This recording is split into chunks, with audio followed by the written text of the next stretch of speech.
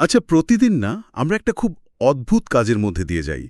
মানে এই যে ধরুন আমাদের পকেটে থাকা স্মার্টফোনটা। হ্যাঁ, আনলক করার বিষয়টা বলছেন তো। একদম।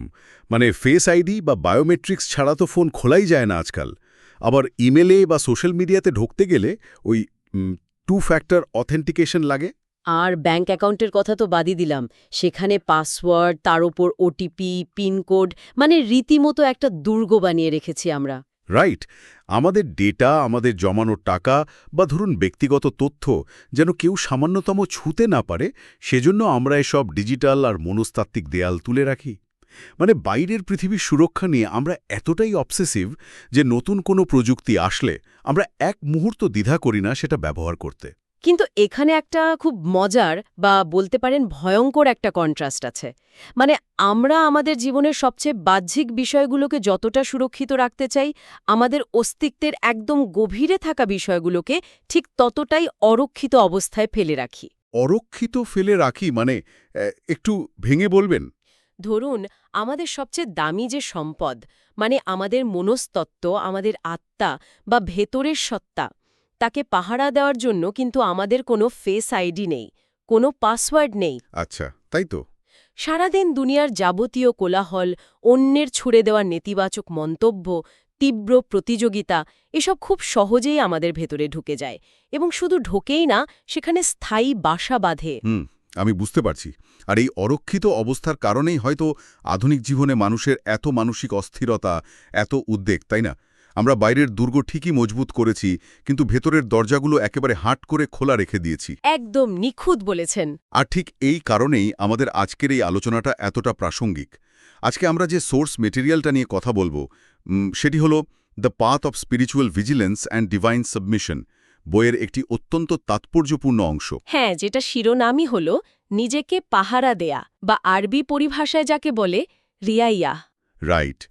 আজকের এই ডিপ ডাইভের মূল লক্ষ্যই হল আধ্যাত্মিক আত্মরক্ষার এই স্তরগুলোকে খুব সূক্ষ্মভাবে বোঝা এবং কিভাবে এই নিজেকে পাহারা দেওয়া আর আত্মজ্ঞান অর্জন করার মাধ্যমে আমরা চূড়ান্ত মানসিক প্রশান্তির দিকে এগোতে পারি, তার একটা রোড ম্যাপ তৈরি করা। তো এই টেক্সটটি আসলে আমাদের সামনে আত্মরক্ষার একটা সম্পূর্ণ বিজ্ঞান তুলে ধরেছে বলা যায়। রিয়াইয়া বা পাহারা দেওয়া বলতে ঠিক কি বোঝায় তা এখানে খুব অত্যন্ত সুশৃঙ্খলভাবে বর্ণনা করা হয়েছে। এটা শুধু কিছু দার্শনিক তত্ত্ব না। মানে প্র্যাকটিক্যাল কিছু। একদম। এটা মানব মনস্তত্ত্বের একদম গভীরে গিয়ে কাজ করার একটা মেকানিজম। তো এই নিজেকে পাহারা দেওয়া ধারণাটা বুঝতে হলে প্রথমেই আমাদের আইডেন্টিফাই করতে হবে যে আসলে ঠিক কি কি জিনিসকে আমাদের পাহারা দিতে হবে। আচ্ছা, সোর্সে কি বলা হয়েছে এ ব্যাপারে? সোর্স মেটেরিয়ালে মোত্তাকি, মানে যারা আধ্যাত্মিকভাবে সাবধানী, তাদের জন্য ৩টি মৌলিক জিনিসকে রক্ষা করার কথা বলা হয়েছে। প্রথমটি হল হৃদয়কে বাজে কথা বা অপ্রয়োজনীয় বিষয় গ্রহণ করা থেকে রক্ষা করা। হৃদয়কে রক্ষা করা। আচ্ছা। দ্বিতীয়টি হল নাফসকে বা নিজের প্রবৃত্তিকে ক্ষুধা বা অতিরিক্ত লালসা থেকে রক্ষা করা।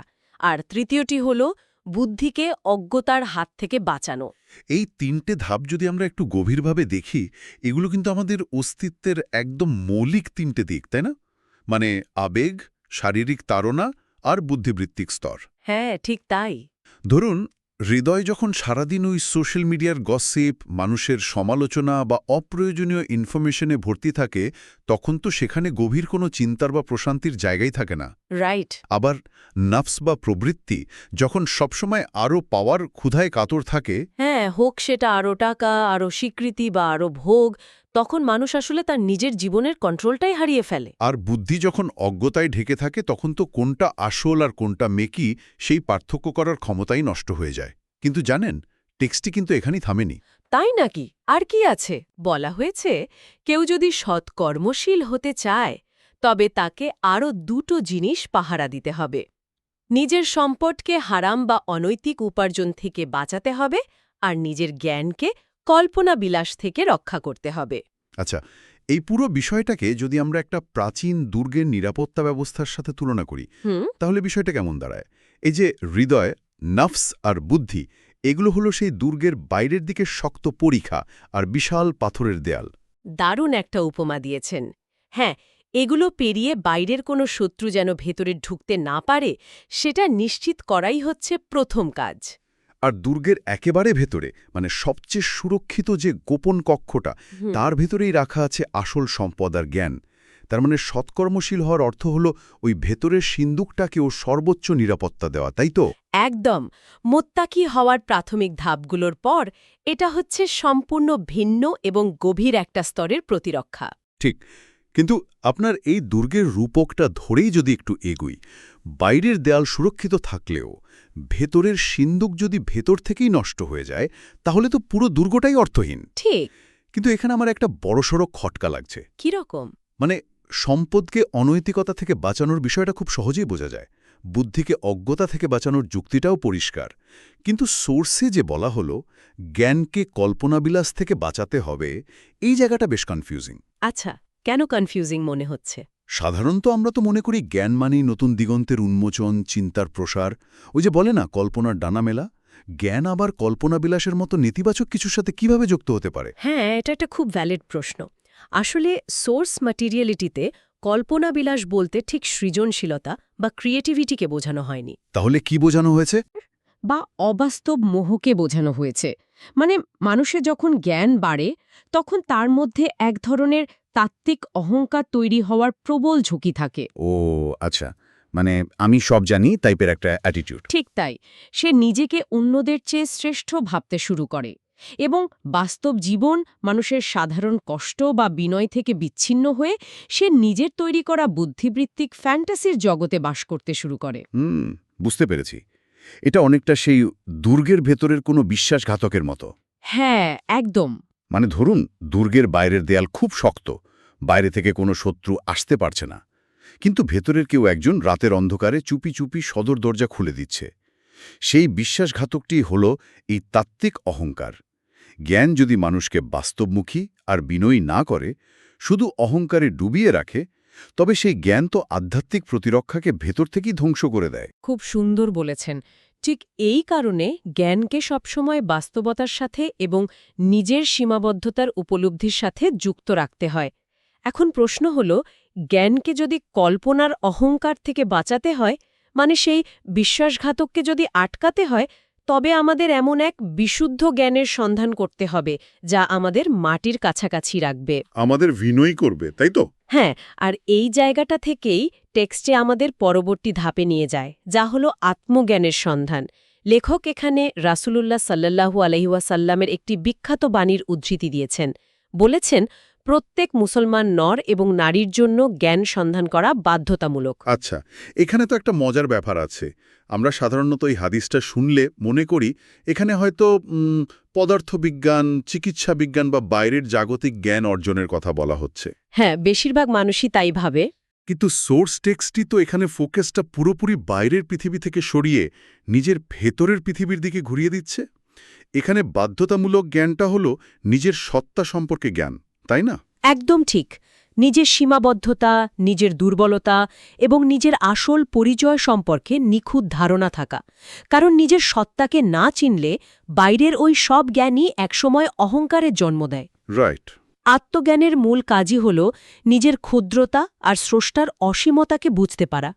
সোর্স মেটেরিয়ালে এই আত্মজ্ঞানের একটা অত্যন্ত প্র্যাকটিক্যাল রূপরেখা দেওয়া হয়েছে। বলা হচ্ছে, এই আত্মসচেতন সত্তার প্রধান কাজ মূলত দুটো কাজ কি কি? প্রথমত, সর্বাবস্থায় কৃতজ্ঞতা প্রকাশ করা, আর দ্বিতীয়ত, নিজের অপারগতা স্বীকার করে ক্ষমা চাওয়া। মানে ভালো কিছু হলে কৃতজ্ঞ থাকা আর ভুল হলে ক্ষমা চাওয়া। হ্যাঁ, যখন ভালো কিছু হচ্ছে বা কোনো ভালো কাজ করার সামর্থ্য তৈরি হচ্ছে তখন কৃতজ্ঞ থাকা, আর যখন দায়িত্ব পালনে ঘাটতি থাকছে তখন ক্ষমা চাওয়া। কিন্তু এই কৃতজ্ঞতা বা ক্ষমা চাওয়ার বিষয়ে টেক্সটে একটা অদ্ভুত দাবি করা হয়েছে, যা আমার মনে হয় আমাদের সাধারণ লজিকের একদম বিপরীতে হাঁটে। কোন দাবিটার কথা বলছেন? সোর্সে বলা হয়েছে এই যে কৃতজ্ঞতা বা ক্ষমা চাওয়ার বিষয়টা, এটা যদি আল্লাহর কাছে গ্রহণযোগ্য হয় তবে তা হবে একটা নিয়ামত বা আশীর্বাদ, আর যদি তা গ্রহণযোগ্য না হয় তবে তা হবে তার ন্যায় বিচার বা ইনসাফ। হ্যাঁ, এই জায়গাটা বেশ গভীর। কিন্তু ক্ষমা না পেলে বা কাজ গ্রহণযোগ্য না হলে সেটা তো আমাদের চোখে শাস্তি বা প্রত্যাখ্যান হওয়ার কথা, তাই না? লেখক এখানে ন্যায় বিচার শব্দটা কেন ব্যবহার করলেন? এটা তো অত্যন্ত কাউন্টার ইন্টুইটিভ। আসলে এই শব্দচয়নের পেছনে মানব মনস্তত্ত্বের সবচেয়ে সূক্ষ্ম অহংকারকে ভেঙে দেওয়ার একটা চেষ্টা আছে। মানে আমরা তো আধ্যাত্মিকতা বা ভালো কাজকে অনেকটা ভেন্ডিং মেশিনের মতো মনে করি। ভেন্ডিং মেশিন মানে কয়েন ফেললে জিনিস বেরোবে এরকম কিছু? একদম তাই। আমাদের ধারণা হলো আমি একটা ভালো কাজের কয়েন মেশিনে ফেললাম, সুতরাং আমাকে পুরস্কার বা ক্ষমার একটা ক্যান দিতেই হবে। আমরা মনে করি আমরা ভালো কাজ করেছি মানে স্রষ্টার কাছে আমাদের কিছু পাওনা তৈরি হয়ে গেছে। ওহ রাইট, আমরা আমাদের কাজের বিনিময়ে যেন স্রষ্টাকে বাধ্য করতে চাইছি, এমন একটা মানসিকতা। ঠিক, এই যে পাওনা থাকার অনুভূতি, এটাও কিন্তু এক ধরনের মারাত্মক অহংকার। কিন্তু লেখক এখানে বোঝাচ্ছেন যে স্রষ্টার কাছে সৃষ্টির আসলে কিছুই পাওনা নেই। আমাদের পুরো অস্তিত্বটাই একটা উপহার, কোনো জন্মগত অধিকার নয়। তো তার মানে স্রষ্টা যখন কিছু দেন বা কোনো আমল গ্রহণ করেন, তা শুধুই তার দয়া বা নিয়ামত। হ্যাঁ, আর যদি তিনি কিছু না দেন বা কোনো আমল গ্রহণ না করেন, তবে সেটা কোনো অবিচার নয়। সেটা তার নিখুঁত ইনসাফ বা ন্যায় বিচার, কারণ তিনি তো কাউকে কিছু দিতে বাধ্য নন। উফ, এই দৃষ্টিভঙ্গিটা গ্রহণ করা মানুষের জন্য কিন্তু প্রচণ্ড অস্বস্তিকর। তা তো বটে, কারণ এটা আমাদের ভেতরের ওই ভেন্ডিং মেশিন মেন্টালিটিকে পুরোপুরি গুড়িয়ে দেয়। আমরা বুঝতে বাধ্য হই যে আমাদের নিজস্ব কোনো ক্ষমতা বা অধিকার নেই। সবকিছুই নির্ভর করছে সেই পরম সত্তার ইচ্ছার উপর। কিন্তু ধরুন, যদি আমরা এই অস্বস্তিকর সত্যটা মেনে নিই যে আমাদের কোনো অধিকার নেই এবং আমাদের অস্তিত্ব পুরোটাই একটা উপহার, তাহলে আমাদের বাস্তব জীবনের প্রয়োগটা কি হবে? বাস্তব প্রয়োগ বলতে যেখানে আমাদের প্রতিদিন সকাল ৮টায় উঠে অফিসে যেতে হয়, বিল দিতে হয়, কেরিয়ারের পেছনে ছুটতে হয়, সেখানে এই উপলব্ধি কিভাবে কাজ করবে? আচ্ছা, এখান থেকেই টেক্সটটি আমাদের মুক্তির চাবিকাঠির দিকে নিয়ে যায়। সোর্স বলছে এই উপলব্ধির পরের ধাপটাই হল নিজের সব বিষয় বা ফলাফলের ভার আল্লাহর কাছে ছেড়ে দেওয়া এবং সব সময় মৃত্যুকে স্মরণ করে দুনিয়া থেকে পাওয়ার আশাকে কেটে ফেলা। কিন্তু আমরা তো আমাদের আশা, আকাঙ্ক্ষা আর ভবিষ্যতের অন্তহীন পরিকল্পনার কাছেই সবচেয়ে বেশি বন্দী হয়ে থাকি। একদম, আমরা সব সময় একটা মানসিক দৌড়ের উপর থাকি।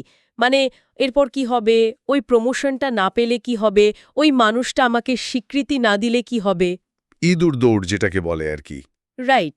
যখন মানুষ বুঝতে পারে যে ফলাফলের ওপর তার কোনোই অধিকার নেই এবং সে তার কাজের ফলাফল স্রষ্টার হাতে ছেড়ে দেয়, তখন সে ফলাফলের এই ইঁদুর দৌড় থেকে এক ধরনের চূড়ান্ত বিশ্রাম বা প্রশান্তি পায়। আর এই প্রশান্তির সাথেই যুক্ত হয় ইখলাস বা আন্তরিকতার ধারণা। এই ইখলাস শব্দটার ব্যবহার এখানে খুব তাৎপর্যপূর্ণ মনে হচ্ছে। ইখলাস বলতে তো শুধু সাধারণ আন্তরিকতা বোঝায় না, তাই না? না, শুধু আন্তরিকতা না। এর মানে হল নিজের কাজের দর্শক সারি থেকে পৃথিবীর সব মানুষকে সরিয়ে দেওয়া। আমি যা করছি তা শুধু পরম সত্তার সন্তুষ্টির জন্যই করছি, অন্য কারো হাততালির জন্য নয়। আচ্ছা। আর এই ইখলাস অর্জনের জন্য সোর্সে জীবনকে মাত্র একটি দিনের মতো বিবেচনা করতে বলা হয়েছে। এর সপক্ষে রাসূলুল্লাহ সাল্লাল্লাহু আলাইহি ওয়াসাল্লামের আরেকটি হাদিসের রেফারেন্স দেওয়া হয়েছে। সেই হাদিসটা কি? সেখানে বলা হয়েছে, এ পৃথিবীর জীবন ১ ঘণ্টার মতো, তাই একে আল্লাহর আনুগত্যে ব্যয় করো। আচ্ছা, এখানে এসে আমি একটু থামাই আপনাকে। জীবনকে যদি মাত্র ১ ঘন্টা বা ১ দিন ভাবি, তাহলে তো মানুষের ভবিষ্যৎ পরিকল্পনা বা ক্যারিয়ার গড়ারই কোনো লজিক থাকে না। এটা শুনলে তো মনে হতে পারে যে আমাদের সবকিছু ছেড়ে দিয়ে বনে গিয়ে সন্ন্যাসী হয়ে যাওয়ার কথা বলা হচ্ছে। না না, একেবারেই তা নয়। জীবনকে ১ ঘণ্টা ভাবার এই ফ্রেমওয়ার্কটা আসলে কোনো নৈরাশ্যবিরাদ বা সংসার ত্যাগের দর্শন নয়। তাহলে এটা আসলে কি? এটা মূলত সময়ের আপেক্ষিকতা বুঝতে পারার এবং এনার্জি অ্যালোকেশনের একটা মানসিক ফিল্টার। মানে জীবনকে ১ ঘণ্টা ভাবার মানে হল আপনি গভীরভাবে অনুধাবন করছেন যে আপনার হাতে সময় আর শক্তি অত্যন্ত সীমিত। ও, বুঝতে পারছি। মানে এই ফিল্টারটা আসলে আমাদের অগ্রাধিকার বা প্রায়োরিটি সেট করতে সাহায্য করে, তাই তো? একদম। ধরুন, যখন আমি জানি আমার সময় খুব কম, তখন তো আমি ট্রাফিকে কেউ হর্ন দিলে তার সাথে ১০ মিনিট ঝগড়া করে এনার্জি নষ্ট করব না। আমি ছোটখাটো অপমানে রিয়্যাক্ট করব না। ঠিক তাই। এর অর্থ তো এই নয় যে আমি ক্যারিয়ার গড়ব না, বরং এর অর্থ হলো আমি ক্যারিয়ার গড়তে গিয়ে এমন কোনো কাজ করব না যা আমার ভেতরের সেই সুরক্ষিত সিন্দুকটাকে নষ্ট করে দেয়। রাইট, আপনি এমন কোনো ইঁদুর দৌড়ে অংশ নেবেন না যেখানে জিতলেও আসলে দিন শেষে আপনার আত্মিক মৃত্যু ঘটে। দারুণ একটা পয়েন্ট। এটা মূলত দুনিয়ার মোহের বন্দিত্ব থেকে আমাদের মুক্তি দেওয়ার একটা অত্যন্ত কার্যকর মনস্তাত্ত্বিক টুল। হ্যাঁ, আর এই যে দুনিয়ার মোহ থেকে নিজেকে গুটিয়ে নেওয়া বা ডিসঅ্যাটাচ করা, এর নিখুঁত প্রক্রিয়াটা আসলে কি সেটা সোর্স মেটেরিয়ালের শেষ অংশে খুব সুন্দর করে দেওয়া হয়েছে। একটা চেইন বা রিভার্স ইঞ্জিনিয়ারিংয়ের মতো কিছু। হ্যাঁ, লেখক অত্যন্ত সুশৃঙ্খলভাবে একটার পর একটা মানসিক অবস্থার কথা বলেছেন যা একটার সাথে আরেকটা কজ এন্ড এফেক্ট দিয়ে যুক্ত। আমি যখন এই চেনটা পড়ছিলাম আমার কাছে এটাকে রাশিয়ান ম্যাট্রিয়স্কা ডলের মতো মনে হচ্ছিল। মানে ওই যে পেঁয়াজের স্তরের মতো একটার ভেতর আরেকটা লুকানো। একদম ভেতরের স্তরে পৌঁছাতে হলে আপনাকে বাইরের প্রতিটা স্তর পার হয়ে যেতে হবে। উপমাটা খুব সুন্দর। তো এই চেনের প্রথম ধাপটা হলো পৃথিবী বা পার্থিব কোলাহল থেকে নিজেকে গুটিয়ে নেওয়া। আর এই গুটিয়ে নেওয়ার উপায় হিসেবে বলা হয়েছে সন্তুষ্টি বা কন্টেন্টমেন্ট, অর্থাৎ যা আছে তাতেই তৃপ্ত থাকা। এই সন্তুষ্টির মেকানিজমটা বোঝা কিন্তু খুব জরুরি। যখন একজন মানুষ তার প্রাপ্তি নিয়ে সন্তুষ্ট হয়ে যায় তখন তার মস্তিষ্ক চারপাশে সব কিছুর সাথে নিজেকে তুলনা করা বন্ধ করে দেয়। তার মানে তারা নতুন করে পাওয়ার কোনো উন্মত্ত আকাঙ্ক্ষা থাকে না। ঠিক, আর ঠিক এই জায়গা থেকেই তৈরি হয় পরবর্তী ধাপ, যা হলো এক ধরনের শূন্যতা বা আকাঙ্ক্ষাহীনতা। এই শূন্যতা শব্দটা শুনলে তো মানুষের মনে হতে পারে এটা একটা অন্ধকার হতাশজনক গর্ত। হ্যাঁ, সাধারণ অর্থে তাই মনে হয়। কিন্তু এখানে শূন্যতা মানে নিহিলিজম বা হতাশা নয়, এটা হলো একটা পরিষ্কার ডিক্লাটার করা মনের অবস্থা। মানে একটা ঘর থেকে যখন অপ্রয়োজনীয় সব আবর্জনা বের করে দেওয়া হয় তখন সেখানে যে একটা প্রশান্তিকর স্পেস তৈরি হয়, এটা কি সেই শূন্যতা? একদম ঠিক ধরেছেন। মন যখন এই অপ্রয়োজনীয় চাওয়া পাওয়ার জঞ্জাল থেকে খালি হয়ে যায় তখন সে শান্ত হয়ে যায়। আর মন যখন এই শূন্যতায় বা শান্ত অবস্থায় থাকে তখন তার পক্ষে পরবর্তী ধাপে যাওয়া সহজ হয়। পরবর্তী ধাপটা কি ছিল? পরবর্তী ধাপটা হল নার্ভসকে বা প্রবৃত্তিকে বিরত রাখা। মানে একটা মন যখন সারাদিন সোশ্যাল মিডিয়া, বিজ্ঞাপন আর প্রতিযোগিতার মাধ্যমে বাইরের স্টিমুলাস গ্রহণ করতে থাকে তখন তো সে প্রবৃত্তিকে আটকে রাখা প্রায় অসম্ভব। রাইট। কিন্তু মন যখন সন্তুষ্টির মাধ্যমে আকাঙ্ক্ষাহীনতার শূন্যতায় পৌঁছায় তখন সেই প্রবৃত্তিকে নিয়ন্ত্রণ করাটা খুব স্বাভাবিক একটা প্রক্রিয়ায় পরিণত হয়। হ্যাঁ, আর এই প্রবৃত্তিকে বিরত রাখার চূড়ান্ত পরিণতি হল তাকওয়া বা সর্বদা আধ্যাত্মিক সতর্কতা বজায় রাখা। আচ্ছা, তাকওয়া। কিন্তু এই চেনের একেবারে শেষে এসে একটা অদ্ভুত শব্দ ব্যবহার করা হয়েছে। বলা হয়েছে এই তাকওয়ার দিকের দরজা হল ভয় বা আরবি পরিভাষায় খৌফ। এই শেষ শব্দটা এসে তো পুরো বিষয়টাকে এক নতুন মাত্রায় নিয়ে গেল। হ্যাঁ, এই ভয় শব্দটা খুব গুরুত্বপূর্ণ এখানে। ভয়ের প্রমাণ হিসেবে সোর্সে 3টে কাজের কথা বলা হয়েছে: আল্লাহর তাসবিহ করা, আন্তরিকতার সাথে আদেশ মেনে চলা এবং নিষিদ্ধ জিনিস থেকে নিজেকে সরিয়ে রাখা। এখানে তাসবিহ বলতে কি শুধু মুখে কোনো শব্দ উচ্চারণ করা বোঝাচ্ছে? না না, শুধু মুখে জপা না। তাসবিহ হল নিজের মনকে এই বাস্তবতায় বারবার রিক্যালিব্রেট করা যে স্রষ্টা সব ধরনের ত্রুটি বা অসম্পূর্ণতা থেকে মুক্ত, যা একই সাথে আমাদের নিজেদের ত্রুটিগুলোকে আমাদের চোখের সামনে স্পষ্ট করে তোলে। কিন্তু আমার প্রশ্ন হলো এই পুরো আধ্যাত্মিক যাত্রার শেষে এসে ভয়ের মতো একটা শব্দ কেন ব্যবহার করা হলো? আমরা তো সাধারণত ভয় বলতে বুঝি কোনো দানব বা বিপদের সামনে আতঙ্কিত হয়ে মানে একদম পক্ষাঘাতগ্রস্ত হয়ে যাওয়া। আসলে আধ্যাত্মিক পরিভাষায় এই ভয় কোনো আতঙ্ক বা প্যানিক অ্যাট্যাক নয়। তাহলে কি ধরনের ভয় এটা? এটা হলো গভীর শ্রদ্ধা এবং ভালোবাসার থেকে উৎসারিত একটা অত্যন্ত প্রোঅ্যাক্টিভ সতর্কতা। ধরুন, আপনি কাউকে জীবনের চেয়েও বেশি ভালোবাসেন এবং সম্মান করেন, তখন আপনার মনে সবসময় একটা ভয় কাজ করে না? হ্যাঁ, করে তো। আপনি ভাবেন যে আপনার কোনো আচরণে সেই মানুষটি কষ্ট পাবে না তো? আপনি নিজের কোনো ভুলের কারণে তাকে হারিয়ে ফেলবেন না তো? এই ভয়টা কিন্তু কোনো ভীতির নয়। এই ভয়টা হলো হারানোর ভয়, পরম সত্তার সান্নিধ্য থেকে ছিটকে পড়ার ভয়। ওহ ওয়াও! তার মানে এই ভয় আসলে ভালোবাসারই একটা প্রতিরক্ষামূলক রূপ। এটা মানুষকে নিষ্ক্রিয় করে না, বরং তাকে তার প্রতিটি চিন্তা, প্রতিটি কাজ সম্পর্কে তীব্রভাবে সচেতন করে তোলে। একদম তাই। সে তখন প্রতিটি কদম খুব সাবধানে ফেলে, যেন তার ভেতরের সে সিন্দুকটি, ওই যে দুর্গের রূপকে আমরা বলেছিলাম, তা কোনোভাবেই অপবিত্র বা অরক্ষিত না হয়। বুঝতে পেরেছি। এবং জানেন, এই পুরো যাত্রার শেষে সোর্স মেটেরিয়ালটি পবিত্র কোরআনের সূরা ফাতিরের ২৮ নম্বর আয়াতের একটা উদ্ধৃতি দিয়ে আলোচনাটার একদম কেন্দ্রবিন্দুতে আঘাত করেছে। সেখানে বলা হয়েছে, তার দাসদের মধ্যে একমাত্র জ্ঞানী ব্যক্তিরাই আল্লাহকে ভয় পায়। দারুণ। মানে পুরো চক্রটা যেন এখানে এসে একদম নিখুঁতভাবে মিলে গেল। আমরা আলোচনা শুরু করেছিলাম জ্ঞান দিয়ে, মানে সেই জ্ঞান যাকে কল্পনা বিলাস বা তাত্ত্বিক অহংকার থেকে রক্ষা করতে হবে। আর আমরা শেষ করছি সেই একই বিন্দুতে এসে। হ্যাঁ, যেখানে আমরা দেখছি যে প্রকৃত জ্ঞানী মানুষকে এই পরম ভয়ের বা শ্রদ্ধা মিশ্রিত সতর্কতার স্তরে নিয়ে যায়, যার ভেতরে এই আত্মজ্ঞান নেই, যে নিজের ক্ষুদ্রতা সম্পর্কে সচেতন নয়, সে কখনোই বুঝতে পারবে না স্রষ্টার বিশালত্ব কতটুকু। রাইট। আর স্রষ্টার বিশালত্ব না বুঝলে এই গভীর শ্রদ্ধা মিশ্রিত ভয়ের স্তরটিতে পৌঁছানো কোনোভাবেই সম্ভব নয়। এই প্রকৃত জ্ঞানী মানুষকে অহংকার থেকে বাঁচায় এবং তাকে রিয়াইয়া বা নিজেকে পাহারা দেওয়ার এই চূড়ান্ত মানসিক প্রশান্তির পথে নিয়ে যায়। আজকের এই সোর্স মেটেরিয়ালটি আসলেই আমাদের দৈনন্দিন জীবনের প্রচলিত চিন্তাগুলোকে দারুণভাবে চ্যালেঞ্জ করেছে। মানে আমরা কিভাবে আমাদের ভেতরের জগৎটাকে সম্পূর্ণ অরক্ষিত ফেলে রাখি, আর কিভাবে ধাপে ধাপে আত্মজ্ঞান, সন্তুষ্টি আর শ্রদ্ধামিশ্রিত ভয়ের মাধ্যমে সেই জগতের চারপাশে নিরাপত্তার দেয়াল তুলতে পারি, তার একটা অসাধারণ মাস্টার ক্লাস বলা চলে একে। একদম ঠিক বলেছেন। বাইরের পৃথিবীর ক্ষণস্থায়ী আর অন্তহীন মোহ থেকে বেরিয়ে এসে নিজের সত্তাকে চেনা এবং সেই সত্তাকে সম্পূর্ণভাবে স্রষ্টার ইচ্ছার কাছে সমর্পণ করার মধ্যেই যে মানব মনের প্রকৃত মুক্তি লুকিয়ে আছে, তা এই টেক্সটটা অত্যন্ত যৌক্তিক ধাপে ধাপে প্রমাণ করেছে। আজকের এই দীর্ঘ আর গভীর বিশ্লেষণ থেকে বিদায় নেওয়ার আগে আমাদের শ্রোতাদের জন্য একটি চিন্তামূলক প্রশ্ন রেখে যেতে চাই। আমরা আলোচনা শুরুতে বলেছিলাম আমরা আমাদের smartphone, bank account, digital password পাহারা দেওয়ার জন্য আমাদের সর্বস্ব দিয়ে দিই।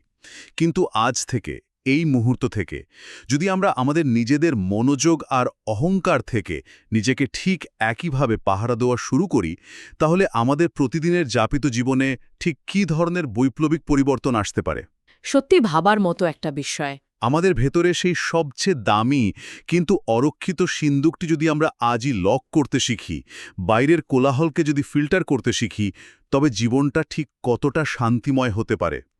এই প্রশ্নটি নিয়েই আজ আমরা বিদায় নিচ্ছি। সবাই ভালো থাকবেন,